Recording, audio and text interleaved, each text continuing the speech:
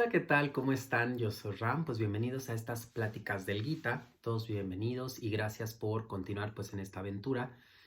Sé que pues ya llevamos pues varios domingos porque todos los domingos a las 8 de la noche tenemos estas pláticas.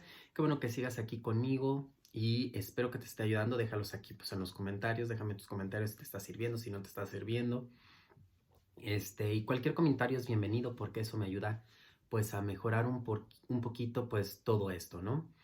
Eh, Recuerdo que están ahí los otros videos también en mi canal de YouTube. Aparece como Live is Rama, como en todas las redes sociales, para que puedas ver los el capítulo anterior y los versos y las estrofas anteriores, para que puedas tener un seguimiento, sobre todo si este es tu primer video que estás viendo. Te recuerdo mi nombre, yo soy Ram. Y pues muchísimas gracias por estar aquí conmigo. Y estamos aprendiendo, ¿no? La parte metafísica de este gran texto védico que es el Gita. Vamos a comenzar para no tomarnos mucho tiempo con la introducción. Vamos a empezar con la estrofa número 45. Recuerda que este capítulo 2 habla sobre el yoga y la teoría del Samkhya. Entonces, estrofa 45, capítulo 2, nos dice más o menos así. Los Vedas versan sobre las tres cualidades universales o gunas. Oh Arjuna, libérate de las triples cualidades de los pares de opuestos, siempre calmado, sin pensar en recibir o retener, establecido en el ser. Y entonces, más o menos aquí lo que nosotros estamos entendiendo de estas estrofas es que existen ritos externos, ¿no? Para obtener ciertas cualidades que se mencionan en muchos textos, en muchas escrituras espirituales, pero son simbólicos y que realmente, en vez de tomarlos literales, tenemos que hacer una introspección, porque la verdadera alquimia, el verdadero cambio, viene del interior.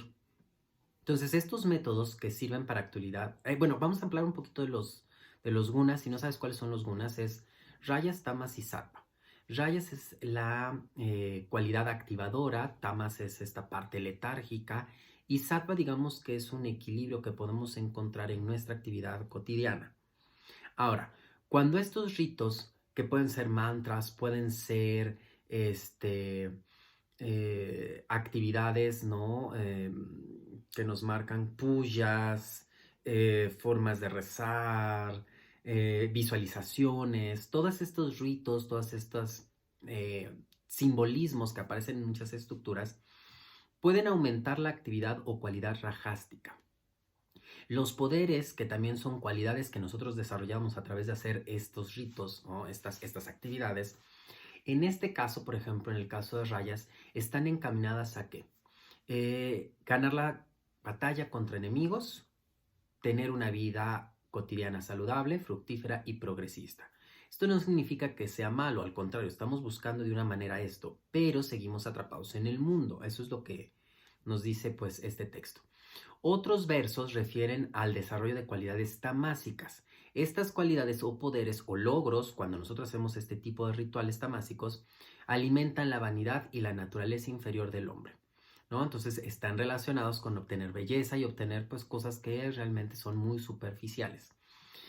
Las últimas enseñanzas o ritos que podemos también cultivar, que nos enseñan algunos textos de manera simbólica, son cualidades sádvicas del hombre, aquellas que dulcifican y ennoblecen al hombre, es decir, nos vuelven mejor persona.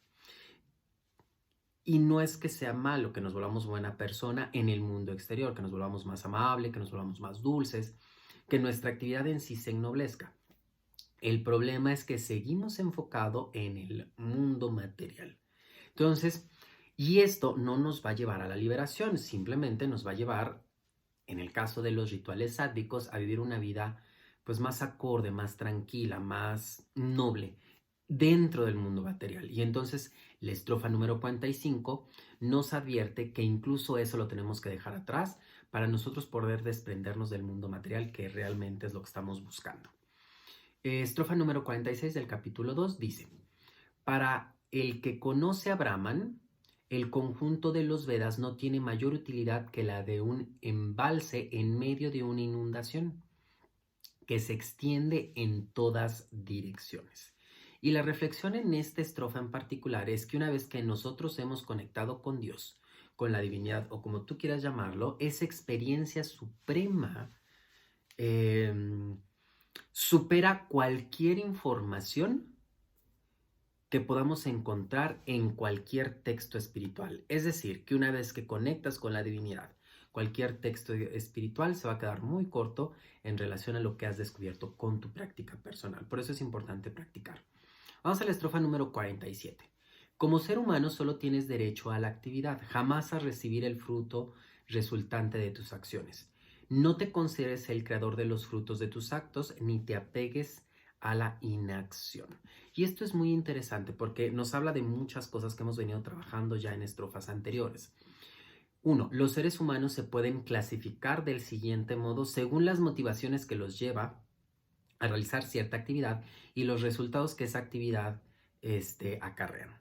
El primer tipo de clasificación, o la primera clasificación sería aquellos que solo viven para lograr su propia felicidad egoísta, es decir, los que les interesa solo lograr sus metas personales y mundanas. El segundo grupo considera que todas las actividades, ambiciones humanas son fruto del egoísmo. Y eso es causa, y eso les causa una mojigatería, por decirlo de alguna manera, y así fuerte y con todas sus letras. Y de esa manera abrazan la inactividad. Y ojo, el Gita en ningún momento te dice que no hagas nada, ¿vale? Número 3, o la clasificación número 3 de personas, son los sabios que llevan a cabo todos los deberes terrenales, morales y espirituales solo con la intención de complacer a Dios. Esto es lo que nos enseña el Gita. Realizar todos esos deberes que tenemos como seres mundanos, pero también seguir cierto grado de moralidad y sobre todo trabajar con esa espiritualidad, ¿sale? Y la espiritualidad no es por ser mejores personas, es porque eso a final de cuentas es lo que quiere Dios de nosotros. Y de acuerdo a nuestro libre albedrío hemos decidido hacerlo de esa manera. Entonces, punto número 1, debemos descubrir el papel que Dios nos asignó en la vida y cuidar el cuerpo como un animal divino que Dios nos dejó a su cargo. Y por encontrar el papel que Dios nos dio en esta vida, muchas personas nos encargamos de, bueno, me despido de mi familia, me despido de mi trabajo, me despido de todo lo que existe alrededor. Y no necesariamente, porque si naciste en una familia, siendo un hijo, siendo un padre, siendo un hermano, siendo y construyéndolo alrededor, debes incluso cumplir con esos deberes terrenales que adquiriste, a lo mejor por error, a lo mejor por ignorancia, pero no puedes dejarlos atrás porque a final de cuentas es un lugar en el que te pusiste y que si lo haces creyendo en que eso va a complacer a Dios, también estás trabajando, ¿vale? Entonces, una interpretación más profunda de esta misma estrofa se les recuerda al yogi que aún alcanzando cierto grado de paz y bienaventuranza debe seguir con sus esfuerzos para alcanzar a Dios. Es decir, no es suficiente con resolver algunos problemas que venimos arrastrando, sino siempre seguir a encontrar eso que nos promete el Gita, que es la comunión con Dios. Vamos con la estrofa número 48. Odananyaya, que es otro nombre que le dan a Arjuna. Inmerso en el yoga, realiza todas las acciones abandonando el apego a sus frutos, a la vez que permaneces indiferente al éxito y al fracaso. Semejante ecuanimidad mental se le denomina yoga. Y entonces, llevar a cabo las acciones permaneciendo interiormente unido al espíritu. Eso es algo de lo que nos dice esta estrofa. Y 2, la palabra yoga significa el perfecto equilibrio o serenidad mental que resulta de la comunión de la mente con el espíritu. Es decir, estamos alcanzando esa comunión con lo divino. Debemos meditar no por alcanzar una meta u objetivo, que incluso podría ser el iluminarse. Debemos hacerlo por el mero hecho de complacer y amar a Dios, porque para eso estamos hechos, para estar unidos a lo divino. Entonces, ahí más o menos también vamos entendiendo cuando nosotros realizamos meditaciones o realizamos cosas espirituales, pero aún hay un aspecto de ego entre nosotros, ¿no? O dentro de nosotros que nos impide encontrar pues este gozo o esta dicha divina. Estrofa número 49. La acción ordinaria ejecutada con deseo es considerable inferior a la acción unida a la guía de la sabiduría. Por consiguiente, Odananyaya busca refugio en la siempre orientada sabiduría. Desventurados aquellos que llevan a cabo acciones solo para obtener sus frutos. ¿Y qué nos deja como reflexión esta estrofa en particular? Es que uno debe vivir y trabajar por complacer a Dios, para disfrutar de la satisfacción divina. Es decir, estas estrofas son insistentes en el objetivo que todo lo que realizamos por libre albedrío lo hacemos solo para complacer a Dios. ¿Sale? Estrofa número 50. El que está unido a la sabiduría cósmica trasciende los efectos, la virtud y el vicio, aún en esta misma vida. Así pues, conságrate al yoga, la unión divina. El yoga es el arte de la acción correcta. Seguimos hablando de qué es el yoga y esta es una reflexión interesante. Te la platico un poco. El supremo arte de la acción correcta que libera al alma de todo karma, que es lo que estamos buscando, liberarnos de todas esas acciones pasadas que venimos arrastrando, la mochilota que venimos cargando, es el yoga. Y esto significa evitar ser arrastrado por las buenas y malas acciones del pasado, es decir, todo aquello que nos lleva a evitar el que todo aquello que hemos hecho, bueno y malo, y nos viene arrastrando por n número de vidas, se le considera yoga, no solo a la práctica de asanas, que sea muy mal entendido en esta época y sobre todo en el continente americano.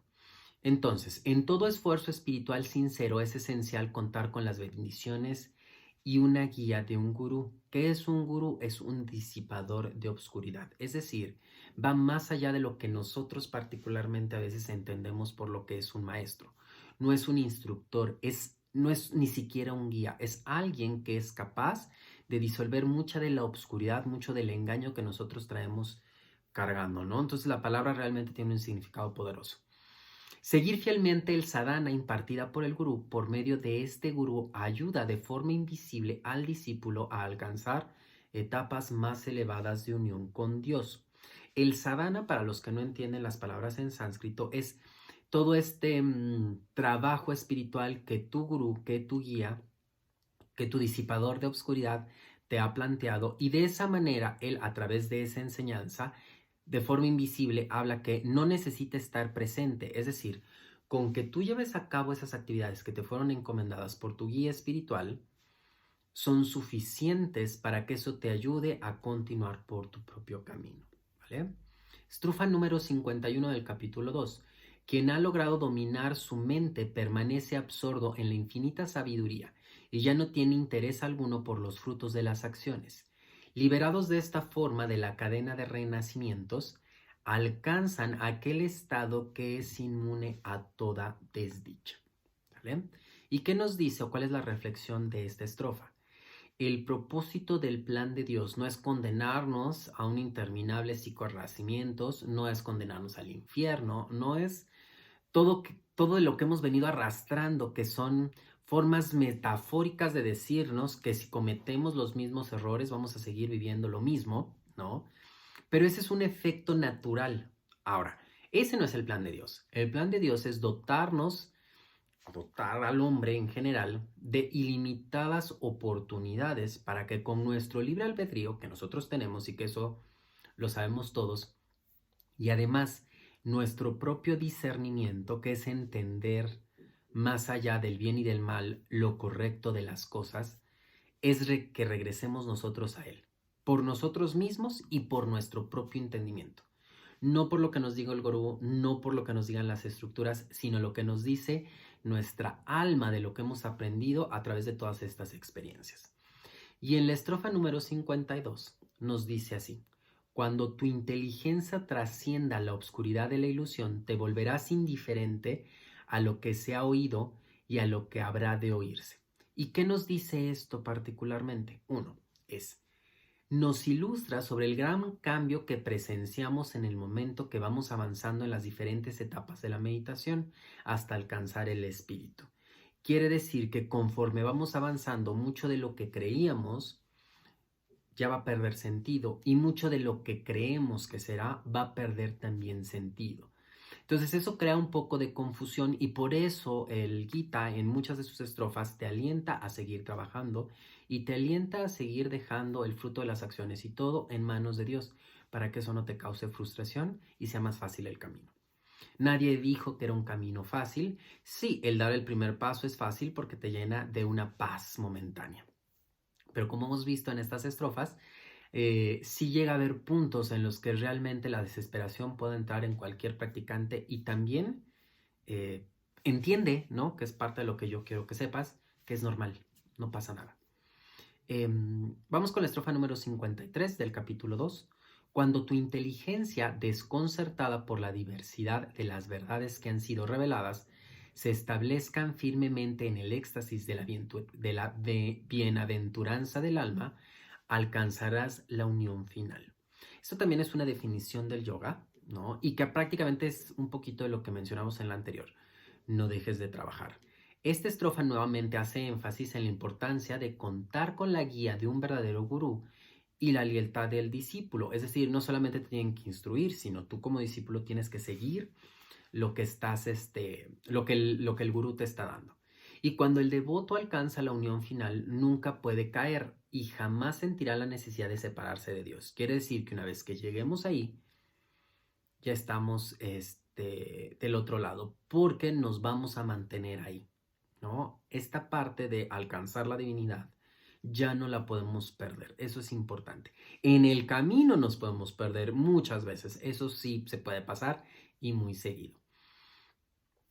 Y entonces las siguientes estrofas a partir de aquí habla de las cualidades de quien ha alcanzado la unión divina. A veces nosotros como practicantes, ¿no? O como para saber si un maestro o maestra o gurú o instructor de yoga es bueno, pues queremos saber cuáles tendrían que ser sus cualidades. Y ojo, aquí a lo mejor te voy a decepcionar un poquito de algunos maestros con los que sigues y todo. Y eso no significa que sean malos maestros, eso significa que a lo mejor están en un proceso menor del que tú has pensado. Me ha pasado a mí, de repente generamos muchas expectativas sobre alguien, sobre un maestro, porque tiene gran conocimiento o porque sabe mucho. No necesariamente por la práctica, a lo mejor todo su conocimiento tiene que ver con la teoría. Entonces aquí el Gita incluso revela cuáles son las cualidades y vale la pena no criticar a los maestros, no criticar a tus instructores, sino más bien darte cuenta si estás alcanzando pues estas cualidades por ti mismo. Eso significaría que vas avanzando en tu camino. Y entonces la estrofa número 54, capítulo 2, dice así. Arjuna dijo, oh Keshava, que es otro nombre de Krishna, ¿cuáles son las características del sabio que posee la sabiduría eternamente serena y que se halla inmerso en el samadhi? ¿Cómo habla, camina y se comporta este hombre de inalterable sabiduría? Entonces hace dos preguntas que básicamente es ¿cómo puedo yo identificar a quien ha llegado y está en ese punto? Y el plano de actividad cambia, es decir, en lugar de trabajar, básicamente lo que te dice esta parte es que el plano de actividad cambia. ¿Y cómo cambia? En lugar de trabajar en el mundo mientras dirigimos nuestra mirada hacia Dios, que más o menos todos los que estamos envueltos en este camino espiritual, que puede ser yoga, puede ser cualquier otro camino espiritual, lo que hacemos es vivir en el mundo y voltar a ver a Dios. Por eso hablamos tanto de Dios, por eso hablamos tanto de la comunidad con Dios o con lo divino. Pero seguimos trabajando en este mundo y tenemos nuestra vista puesta en lo alto. Una persona que ha logrado estar en Samadhi cambia esa perspectiva, es decir, su plano de actividad cambia. El que ha llegado realmente a conectar con Dios siente que vive en Dios mientras trabaja en este mundo. Y por eso se expresa de una forma diferente, por eso cuando trabaja, trabaja de una forma diferente. Y eso es lo bonito de todo esto, ¿no? No es malo que estemos trabajando en este mundo y teniendo nuestra vista puesta en Dios. Es mejor que ni siquiera haber generado pues esa idea de que Dios es quien nos soporta o que hay una energía más allá que nunca muere, que es esa misma energía que vive dentro de nosotros y que somos nosotros a final de cuentas parte de lo divino, somos una partecita de Dios, es decir, Dios existe en nosotros, pero estamos como dormidos, por así decirlo, ¿no? Vamos a la siguiente estrofa, 55, capítulo 12. Aquí se pone muy interesante porque empezamos a descubrir qué cualidades debería de tener aquel al que llamamos gurú, aquel al que llamamos maestro, aquel al que reverenciamos. Y no te digo que no reverencies porque todos de alguna u otra manera traemos a nuestro maestro interno, pero sí que tengas cuidado, sobre todo porque, digo, No está de más decirlo. O sea, hay muchas personas que se valen de esa sensibilidad y de ese anhelo del alma por encontrar a Dios, y pues la realidad es que abusan de esa confianza que ponemos en ellos, ¿no? Eh, pues bueno, seguimos con la estrofa 55. Dice: el bendito Señor respondió: oh Parta, cuando un hombre renuncia por completo a todo deseo de la mente y encuentra la satisfacción plena del ser, y que por medio del ser se le considera entonces como una persona que ha sido establecida en la sabiduría. ¿Qué significa esto? ¿Cuál es la reflexión de esta estrofa? Se debe tener claro que el deseo y los placeres sensoriales existen solo por el hecho de que el alma está identificada con el cuerpo. Es por eso que cualquier persona encarnada en esta tierra debe contener cierto grado de ego o conciencia individualizada, el existir porque Dios así lo quiso. ¿Esto qué significa? Que nadie que encuentres en este mundo está ausente de ego, porque si no, se desmaterializaría por completo. Ahora, qué cantidad de tu alma está identificada con el cuerpo? Ahí es donde está la gran pregunta. Si nosotros tomáramos en cuenta a la mayoría de las personas, entonces podríamos decir que están identificadas, por ponerle un porcentaje, a lo mejor al 90, al 80, al 70%. Esa identificación con el cuerpo es lo que nos hace encarnar y encarnar y encarnar cada vez, ¿vale? Entonces lo que tenemos es que no identificarnos con el cuerpo, utilizarlo como un instrumento de expresión.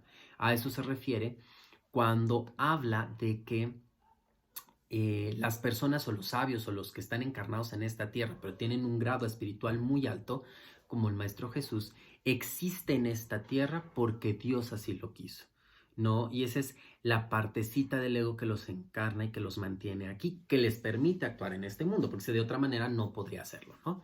Las reglas aplican para todos. Estrofa número 56. A aquel que no se perturba por la ansiedad durante la aflicción ni por el apego a la felicidad ante las circunstancias favorables, y que se ha liberado de los amores mundanos, de la ira y del temor, se le denomina muni, de firme discernimiento. Y entonces, vamos a definir primero qué es muni. Muni es una mente superior, es decir, más allá de lo que hace esta mente que nosotros conocemos.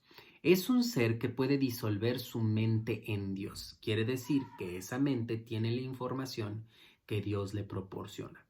Cuando nosotros hablamos en esta estrofa de amores mundanos, son las posesiones y deseos materiales del ego a lo que se refiere. Y la ira es ocasionada por un deseo corporal o mental insatisfecho. Entonces, si eres una persona que tiende a la ira, pues ve que no se está satisfaciendo, puede ser a nivel corporal o a nivel mental. Incluso puede ser no alcanzar la iluminación, porque es un deseo mental que a lo mejor muchos de los que estamos practicando la espiritualidad tenemos, y como no la alcanzamos, eso puede provocar ira. Y en las estrofas adelante nos empieza a definir qué es lo que sucede con esto. En la estrofa número 57 del capítulo 2 dice así: quien mantiene una actitud desapegada donde quiera que vaya, sin exaltarse de gozo del bien que recibe, ni perturbarse ante el mal, se encuentra sólidamente establecida en el alma. ¿Y qué te dice básicamente? Como resultado de la identificación con el alma, el muni en todo momento y circunstancia estamos en un estado de neutralidad ante el bien y el mal. Entonces, cuando nosotros alcanzamos esta mente elevada, esta mente superior, nos encontramos, como bien dirían por ahí, más allá del bien y del mal. Es decir, el bien y el mal no existen. ¿Sale? Que muchas por ahí teorías hablan de que justo esta parte, pero necesitamos estar situados en un grado de espiritual muy elevado, porque mientras estemos identificados con el cuerpo, entonces sí nos afecta. No es una indiferencia desprovista de sentimiento, eso tiene que quedar claro. No significa que lo que sucede en el mundo material, como bueno o como malo, no evoque un sentimiento de nosotros.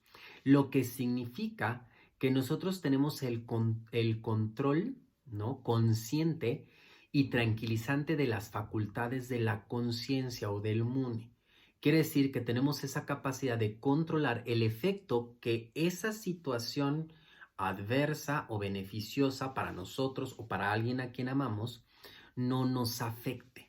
A eso nos referimos cuando estamos más allá del mal y en el mal. No que no sientas, porque muchas veces se malentiende, ¿no? Y dices, es que eres insensible. No significa ser insensible. Significa tener ese autocontrol y esa capacidad de tranquilizarnos en cualquier circunstancia, buena y mala. Y básicamente Patanjali lo describe en sus Yoga Sutras en el 1.2 como Chitta Vritti Nirodha, que para los yogis pues es como muy entendible, que básicamente en español sería como yoga es el cese de las fluctuaciones de la mente, es decir, mente neutral. Estrofa 58, capítulo 2. Cuando a semejanza de la tortuga que retrae sus extremidades, el yogi es capaz de retirar por completo los sentidos de los objetos de la percepción, la sabiduría se vuelve inmutable. Y aquí viene algo muy importante, sobre todo para los que practicamos yoga y pranayamas y todo este tipo de cosas, porque nos está dando tips de qué es lo que tenemos que hacer. 1. El control de los sentidos está relacionado con el prana. Prana es energía. Y nosotros hacemos trabajos de pranayama que tienen que ver con control de la respiración, porque una de las formas de expresión del prana es a través de la respiración. Ahora, debemos aprender a retirar la mente y la energía de los órganos sensoriales. De esa manera seremos más fuertes ante la tentación que cuando empleamos el autocontrol. Una cosa es autocontrolarnos para cierto tipo de alimentos que no nos gustan, ¿no? Y entonces con el autocontrol los retiramos. Y otra cosa es retirar la energía de los sentidos para que esas vibraciones de lo que nos atrae no afecten nuestra mente. Entonces, literalmente es como volver esas cosas que nos gustan, que nos atraen, volverlas técnicamente invisible ante nuestros sentidos. La respiración es lo que ata a la conciencia, al cuerpo y a los sentidos. Por eso es que se hacen los ejercicios de pranayama.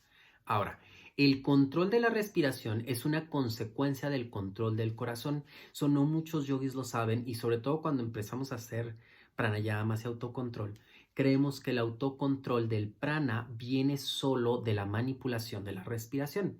Pero la realidad es que es el control del corazón y de la fuerza vital, ¿no? O la kundalini. Si uno logra aquietar el corazón a voluntad, que es diferente a tratar de aquietarlo a través de retener la respiración, aunque sea parcialmente, se halla en condiciones de desconectar la fuerza vital de los sentidos. Entonces, por eso hace tanto énfasis el yoga y muchas disciplinas espirituales en el corazón, porque es una fuente con la cual podemos retirar la energía de los sentidos. Ahora, a fin de controlar el corazón debemos reducir el dióxido de carbono en la sangre. ¿Esto qué significa? Que incluso a nivel material tenemos opciones de cómo trabajar y poder empezar con este control de la energía del corazón. ¿Cómo podemos reducir el dióxido de carbono en la sangre? Bueno, mediante una buena dieta, que por eso la ayurveda es importante para hacer una dieta ayurvédica. Una buena dieta nos hace producir menor cantidad de toxinas y para expulsar el carbono de la sangre necesitamos que el corazón lo bombee hacia los pulmones y que estos a su vez lo purifiquen. Entonces, con una buena dieta, con menos toxinas, hacemos que el corazón trabaje menos y se relaje. Entonces, eso le da la oportunidad al corazón de retirar la fuerza vital de los sentidos, que a su vez evita que las sensaciones de esos sentidos lleguen a la mente. ¿Y por qué le permite al corazón, una vez que reducimos las toxinas? Pues fácilmente, porque el corazón nos guía a través del mundo material, es la conexión entre el mundo material y espiritual. Y entonces, al desidentificarnos de todo lo que existe en el exterior, el corazón se puede tomar un descanso y puede jalar la energía porque ya no los necesita, porque te estás comenzando a identificar con algo que hay adentro. Por eso uno de los puntos del yoga es el pratyahara, que no es eliminar los sentidos, es interiorizar los sentidos, es llevar esa energía de afuera hacia adentro, básicamente. Estrofa número 59, capítulo 11. El hombre que se abstiene físicamente de los objetos sensoriales advierte que estos desaparecen por algún tiempo y que solo queda el anhelo de ellos. Mas aquel que contempla al Ser Supremo es liberado incluso de los anhelos. Eso nos pasa a todos. Cuando estamos en una dieta, Descubrimos que es fácil resistir la tentación a ciertas cosas, pero el anhelo queda. Siempre deseo eso de lo cual me estoy restringiendo. Cuando alcanzamos la meta de la conexión con Dios, entonces incluso esos anhelos se evitan. Y es por eso que tienes la capacidad de decir, no, ya no quiero más café. ¿Por qué? Porque ya no siento la necesidad y ni siquiera lo extraño. Eso también es importante y eso es lo que vamos logrando con la profundidad de nuestras meditaciones y en el camino espiritual. También nos dice esta estrofa que la renuncia física debe acompañarse de una renuncia mental, es decir, ya no lo extraño, y de un constante proceso de discernimiento entre el cuerpo y el alma, entre lo que el cuerpo desea y lo que el alma necesita. No solo hay que aprender el arte externo de la defensa personal, no colocarnos en situaciones que inciten al deseo. Básicamente eso significa, si yo sé que me gusta tal o cual cosa, ¿por qué me llevo a una situación que haga que sea imposible resistirme? Pero también tiene que ver con el arte interno, es decir, retirar literalmente la energía de los sentidos, lo que ya hablábamos en la estrofa anterior. Y esto nos permite que aún incluso en una situación que nos va a llevar a desear algo, podamos evitarlo con solo la acción de retirar esa energía de los sentidos. Estrofa número 60, capítulo 11. Oh hijo de Kunti, los impetuosos y excitables sentidos atrapan por la fuerza la conciencia, incluso de quien ha alcanzado un alto grado de iluminación, y se está esforzando por liberarse. Básicamente la reflexión y la advertencia aquí son: nadie está a salvo de los de los perjudicadores sentidos, ¿no? Todas estas cosas perjudiciales que pueden traer los sentidos, mientras no haya alcanzado la inquebrantable unión con Dios. ¿Qué significa esto? Que mientras no hayamos alcanzado el máximo nivel de samadhi, entonces siempre tenemos el riesgo de volver a ser adictos a algo que teníamos enfrente o una adicción pasada. Básicamente eso hizo. 2. Hace la advertencia, sobre todo a los devotos que son un poco petulantes y que se congratulan a sí mismos porque ha alcanzado cierto grado de desarrollo espiritual y autocontrol, que eso ya en el común denominador es mucho. El tener autocontrol de nuestra vida y haber alcanzado un desarrollo espiritual, es decir, ser más amables, ser más coherentes con estas cualidades divinas. Y que además el problema aquí con este tipo de personas, ¿no? De devotos, es que se consideran inmunes a los sutiles atractivos de los sentidos. Y eso los hace caer y no darse cuenta, ¿no? Y entonces ve analizando cómo estás por allá en casa, incluso cómo están las personas a las cuales les dedicas y les otorgas todo ese poder personal para que te guíen, sobre todo porque hay veces que sí hay que dejarnos guiar, porque todos podemos aprender de todos, pero sí es importante observar el comportamiento de la persona que te está guiando y los alcances que ha tenido esa persona. ¿Por qué? Porque al final de cuentas te va a poder guiar, pero probablemente esté atorado en un punto y lo deseable es que tú no te atores en ese mismo punto. Entonces debemos tener la flexibilidad también de cambiar del maestro cuando hemos obtenido todo de él, agradecerlo, siempre agradecer, siempre podemos seguir aprendiendo y a lo mejor en un futuro podemos volver a coincidir con ese maestro y volver a aprender de él. Pero sí hay que tener en cuenta sobre todo esta parte del desapego de no creer que es la única persona que puede guiarnos y sobre todo si esa persona particularmente no ha alcanzado pues este grado de iluminación, ¿vale?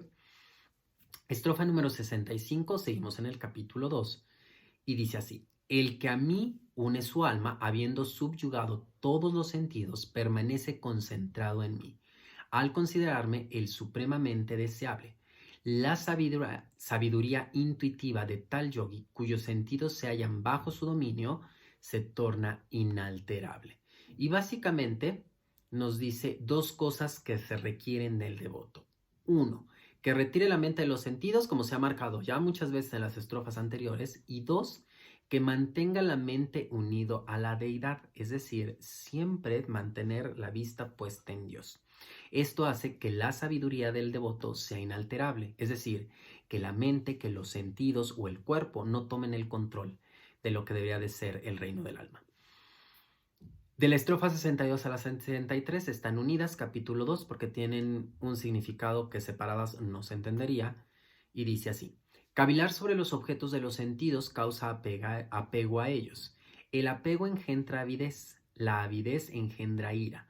La ira engendra ilusión o engaño. La ilusión engendra pérdida de la memoria del ser. La pérdida de la memoria correcta deteriora la facultad de discernimiento. El deterioro del discernimiento ocasiona la aniquilación de la vida espiritual. ¿Y qué nos enseña esto? Bueno, primero, el descenso del hombre peldaño a peldaño por la escalera de la tentación, es decir, el error que cometimos y que caímos, ¿no? Por la escalera siguiendo uno a otro y estar atrapados en esta caída.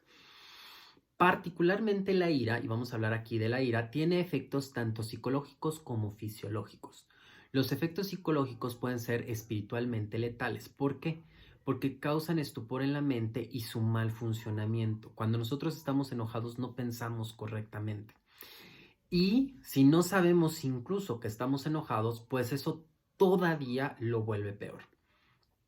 Ese engaño producido por la ira nos hace olvidar nuestra propia naturaleza, es decir, nos hace actuar de forma diferente al amor, a la bondad, a la compasión. ¿Por qué? Porque estamos enojados, nuestro engaño o ese engaño, esa ira nubla nuestro juicio y entonces podemos justificar actos innobles por este engaño, ¿no? Y aquí lo importante es que la sociedad atraviesa la misma degradación a través del mismo proceso que atraviesan las personas. Porque recuerden, todo está unido. Lo que significa que si tú miras a la sociedad en la que vives, obsérvala. Si es una sociedad llena de ira, aparentando ser muy espiritual, aparentando que está a punto de dar un salto cuántico a la sociedad por completo, pero esa sociedad está llena de ira, lo único que significa es que se están autoengañando, ¿no? Porque están olvidando su propia naturaleza. Es imposible dar un salto cuántico espiritual si no logramos evitar la ira. ¿Por qué? Porque mientras estemos sumidos en la ira, estamos en un autoengaño.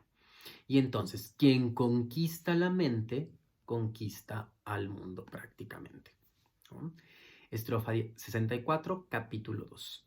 El hombre que posee autocontrol, que se mueve entre los objetos materiales con los sentidos bajo su dominio, desprovisto de todo sentimiento de atracción y repulsión, alcanza una imperturbable calma interior. Y básicamente todo esto significa abandonar la atracción y la aversión. Regularmente nosotros comemos y hacemos cosas porque nos gustan, ¿no? O dejamos de hacer muchas cosas porque no nos gustan. Eso es atracción y aversión. Si tú abandonas los sentimientos de atracción y aversión y te guías por lo que es lo correcto o por lo que el alma necesita, entonces estás dando un paso agigantado en tu camino espiritual. Estrofa número 65, capítulo 2. En la bienaventuranza del alma, todo dolor es aniquilado en verdad. El discernimiento de aquel que ha alcanzado la bienaventuranza queda pronto y firmemente establecido en el ser. Y este también está muy sencillo. Dice por ahí que la razón humana siempre podrá encontrar los pros y los contras. Entonces, todo ese razonamiento que podemos hacer en la mente, vamos a encontrar algo que nos beneficie, pero algo que nos perjudique. Siempre. El discernimiento, a diferencia de la razón humana, reconoce un solo criterio, que es la guía del alma, es decir, hacer lo que es correcto, porque eso complace a Dios. Estrofa número 66. Y por ahí a lo mejor vas a tener algunos temas con estas estrofas, con este camino, porque recuerda que nosotros generamos resistencia a este cambio. ¿Por qué? Porque los sentidos, la mente, el cuerpo tienen miedo de perder el control que ha tenido durante N cantidad de vidas por durante N cantidad de tiempo. Entonces quítale el control a los sentidos, quítale el control al cuerpo, quítale el control a la mente y permite que el alma lo recupere y verás cómo todo empieza a cambiar fácilmente, aunque sea pasito a pasito. Estrofa 66, capítulo 2. Para quien está desunido, aquel que no se haya establecido en el ser, no hay sabiduría ni meditación. Para quien omite meditar, no existe tranquilidad. Para quien carece de paz, ¿cómo podrá haber felicidad? Y básicamente aquí nos dice que existe en algunos casos una paz negativa. ¿Qué significa esta paz negativa? Esta paz viene por lo general después de un estado de tristeza, que es la ausencia de aflicción. Es un estado de tranquilidad mental que nosotros llamamos paz, pero simplemente es porque estamos dejando de sufrir, ¿no? O estamos dejando esa tristeza un poquito atrás y regresamos a la normalidad. ¿Sale? Pero no es la paz que nos dice el Gita. Por eso a veces creemos que no avanzamos tanto. Porque sí, la práctica del yoga, la práctica de meditación nos puede quitar la tristeza y nos puede quitar la aflicción, pero debemos seguir adelante. La paz positiva a la que se refiere esta estrofa emana del alma, en donde se revela la verdadera felicidad, que puede decirse que es el precursor de la bienaventuranza de Dios. ¿No? Primero tenemos que tener paz, eso nos lleva a un estado de felicidad y eso nos permite conectar con la dicha de lo divino. Entonces, la felicidad es positiva y tangible. Para eso debemos encontrar la paz, básicamente. Quien esté en sintonía con el alma posee todas sus cualidades, es decir, reflejas las cualidades del alma, entre las que se encuentran la paz, la bienaventuranza divina y la infalible sabiduría. Es por eso que todo está conectado y por eso siempre todo nos lleva a conectar con lo divino. Estrofa 67, capítulo 2. Así como un vendaval desvía el curso de una barca que navega sobre las aguas, de igual modo, cuando una mente sucumbe a los sentidos errabundos, el discernimiento de esa persona se aparta del sendero que pretende seguir. ¿Qué significa eso? En términos un poco más simples, esta estrofa nos recuerda que quien desea navegar sin contratiempos hacia el espíritu necesita calmar las tormentas de los sentidos. Es decir, podemos nosotros tener a nuestros lados pues, excitación a través de todos los sentidos y eso no significa que no podamos seguir en nuestro camino o que no estemos avanzando. Pero si queremos un camino sencillo, lo primero que tenemos que hacer es controlar los sentidos y dejar a un lado todo aquello que los atrapa y todo aquello que los lleva a un punto o un borde en el que están descontrolados, básicamente. Estrofa 68, capítulo 2.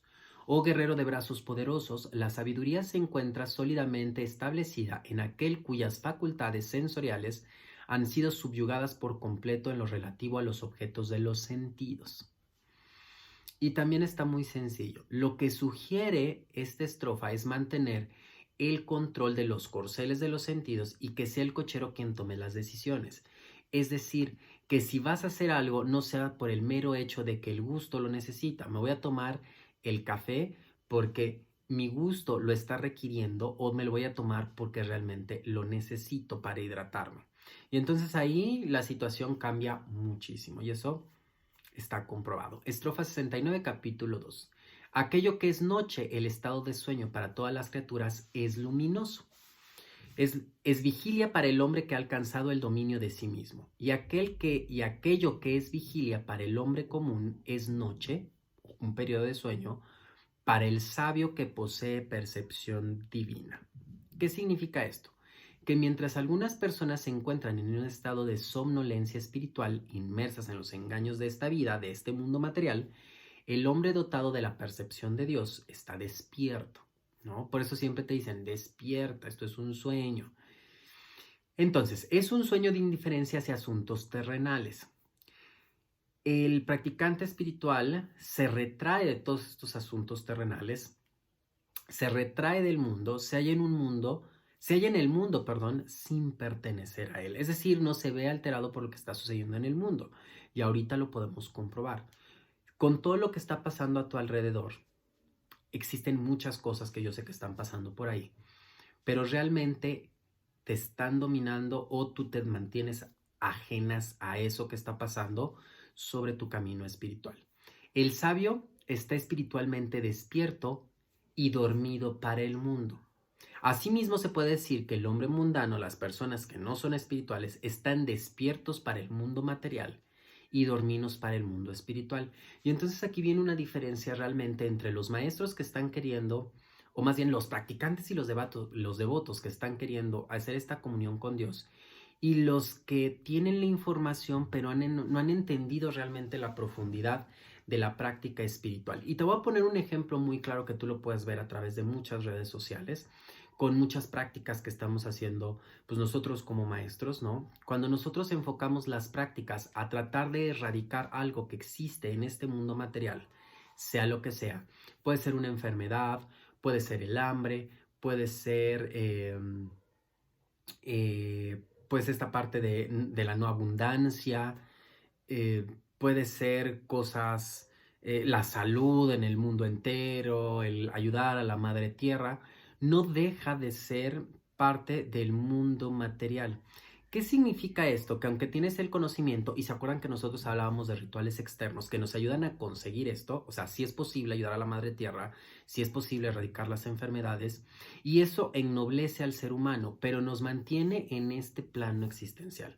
Quiere decir que aún siendo un devoto, sigues atrapado en asuntos terrenales, porque lo que te preocupa es la salud del mundo, la salud de las personas, y eso es muy noble. Lo que te preocupa es la contaminación de la madre tierra, y eso es muy noble. No estoy diciendo que no sea noble. Sin embargo, significa que estás despierto y atento a lo que sucede en el mundo, y a través de ritos externos quieres tratar de controlarlo y volverlo y controlarlo y tratar de sanarlo, por así decirlo.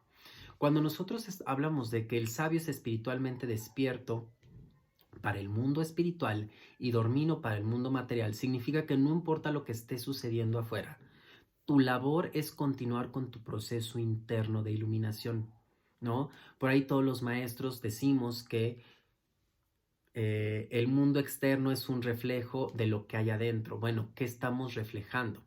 ¿Qué es lo que estamos queriendo resolver afuera que no hemos terminado de resolver adentro? Si tú cambias, cambia el mundo. Si tú te vuelves una persona que está conectada con el alma, las acciones, la forma de dirigirte, incluso la forma de trabajar, este, como empresario, como chofer, como enfermera, cambia total y radicalmente. Eso en verdad cambiaría el mundo, ¿no? Eso es lo que un sabio, ¿no? O una persona espiritualmente avanzada hace. ¿Por qué? Porque esta parte de sanación de la tierra no es tratar de remediar cuando el mal está hecho. El mal está hecho o lo que está sucediendo es consecuencia de todo aquello que no hemos practicado nosotros en el pasado de esta vida y de muchas vidas. Entonces es una consecuencia que estamos sufriendo.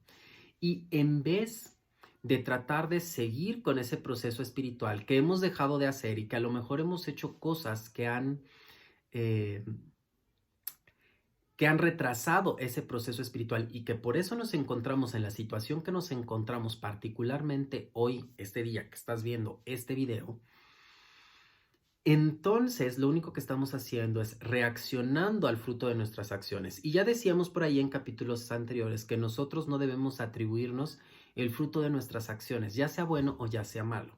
Entonces quiere decir que este fruto de las acciones no debemos atribuírnoslas y no debemos traerlas hacia nosotros. Nosotros debemos seguir trabajando con eso espiritual ahorita y siempre. No porque las situaciones se compongan con este con este trabajo particular que a lo mejor muchos maestros están haciendo por ayudar a sanar la tierra, por ayudar a sanar las personas, por ayudar a sanar el mundo entero, que ojo, es honorable, es loable y es reconocible. Lo que deberían hacer en forma simultánea es también trabajar con ese proceso espiritual, porque debes estar dormido para el mundo y lo que sucede en el mundo y estar despierto para el mundo espiritual. Es decir, debes estar despierto para trabajar contigo mismo. Vamos a la siguiente, o la siguiente estrofa que también como es bastante importante. Estrofa 70, capítulo 2.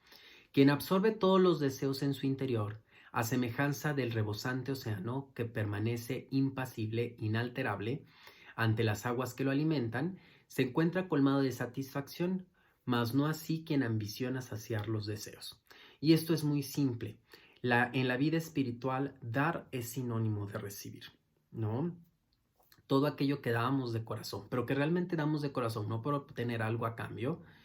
De esa manera nosotros estamos recibiendo esa instrucción del alma de existir y compartir con el mundo nuestra esencia y la razón por la cual estamos aquí.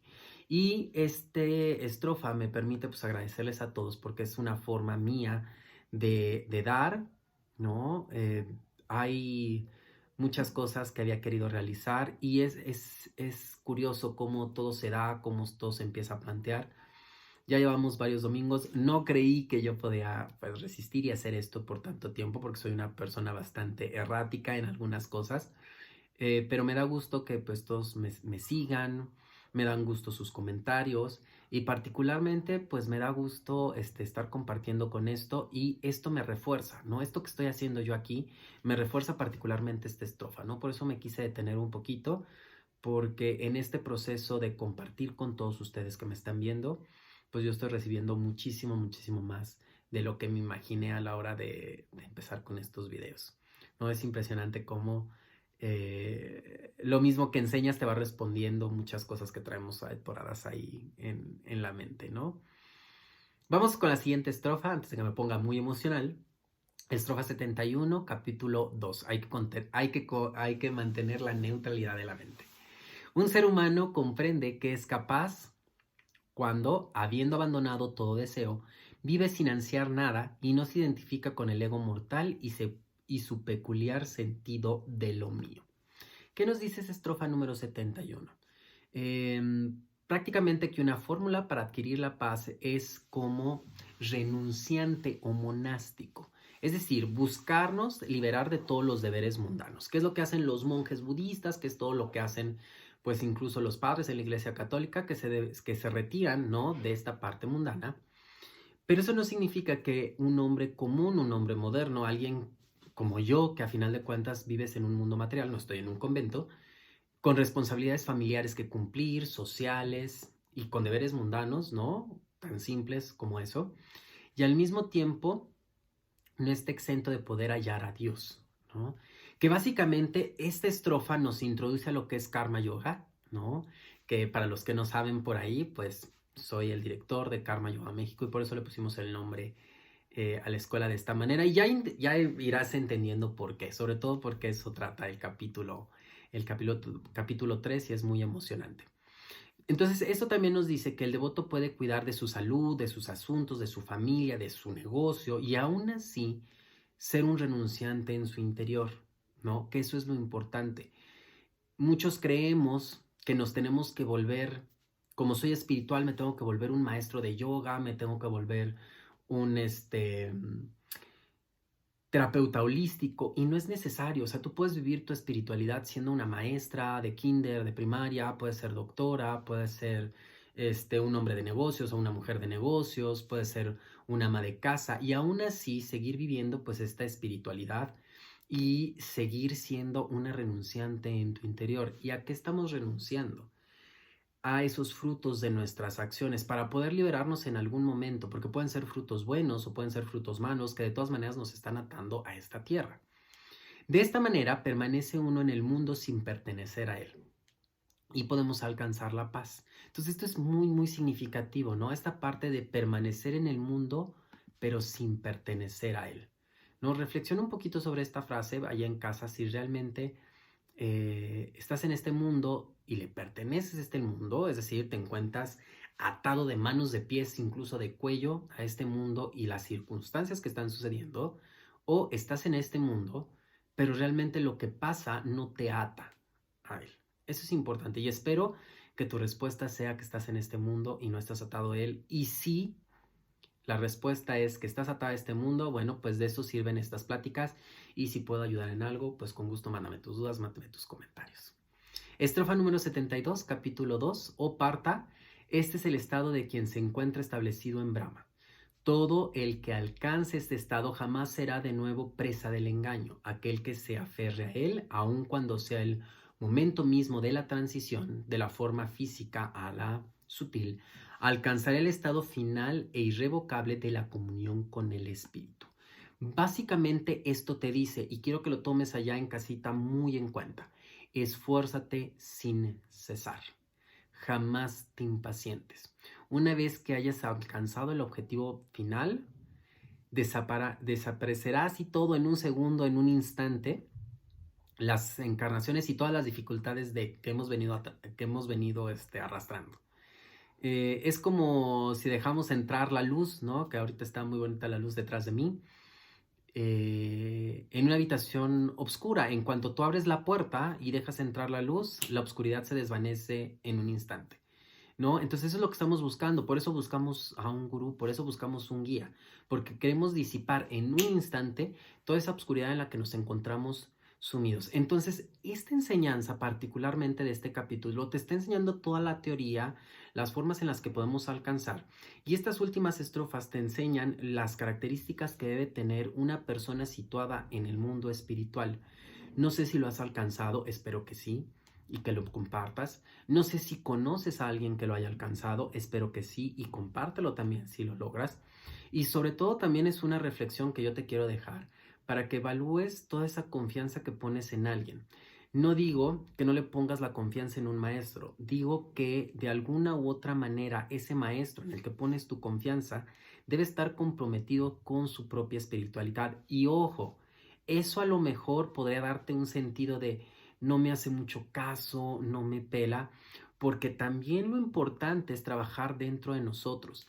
Claro, el maestro te va a dar el proceso y si tú sigues el proceso lo vas a alcanzar, pero el maestro tampoco puede ser tu muleta para caminar. Es decir, te da las formas, como en estas pláticas lo hemos venido diciendo, medita, medita, medita. Espero que hayas empezado a meditar y si no has empezado a meditar, es una invitación para que lo hagas.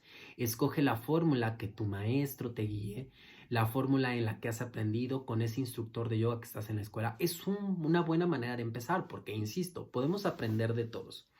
Lo que sí es importante es que tu maestro no se puede volver esa persona a quien culpas de tus éxitos y tus fracasos.